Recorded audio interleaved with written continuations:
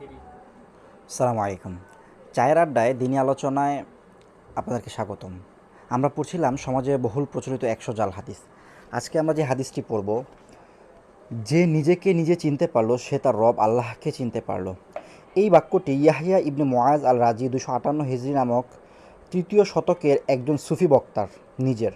তিনি বলতেন, যে নিজেকে নিজে চিনতে পারলো সে তার রবকে চিনতে পারলো। বস্তুত তার এই নিজস্ব বক্তব্যটি সঠিক, কিন্তু আমাদের মনে রাখতে হবে যে এটি তার ব্যক্তিগত মত। তিনি বলতেন, আমরা যদি আমাদের শরীরের সৃষ্টিগত বৈচিত্র্যের দিকে লক্ষ্য করি, দেখব যে অনেক কিছু আমাদের অজানা। না দেখেই যেমনিভাবে আমরা শরীরের পুরো অজানা জগৎকে বিশ্বাস করি, তেমনিভাবে মহান আল্লাহকেও না দেখেই তার প্রতি ঈমান আনতে হবে। নিজেকে নিয়ে গবেষণা করলে আল্লাহ ওয়াজ্জাল্লাহকে চেনা সহজ হবে, এই অর্থে তিনি কথাটি বলতে চাইলেও তার শ্রোতারা এটাকে হাদিস বানিয়ে নিয়েছে। এই কথাটি হাদিস মনে করে নিজেকে চেনার জন্য মানুষের মাঝে মহান আল্লাহর অলির কাছে যাওয়ার ধারণা জন্ম নেয়।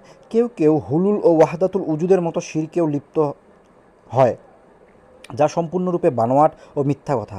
পৃথিবীর কোনো হাদিস গ্রন্থে এ জাতীয় কোনো জাল হাদিস সনদসহ পাওয়া যায়নি। আলহামদুলিল্লাহ, আজকে আমরা যে বিষয়টি জানলাম, যে নিজেকে নিজে চিনতে পারলো সে তার রব আল্লাহকে চিনতে পারলো, এ কথাটি একটি জাল হাদিস। কারণ এ কথাটি হিজরি ৩য় শতকে একজন সুফির বক্তব্য। এই বক্তব্যটি কেবলমাত্র তিনি তার অনুসারীদেরকে বলেছিলেন। এটিকে পরবর্তীতে তার অনুসারীরা হাদিস নামে প্রচলন করে দিয়েছে, যা পৃথিবীর বুকে কোনো হাদিস গ্রন্থে সনদসহ দলিল পাওয়া যায় না।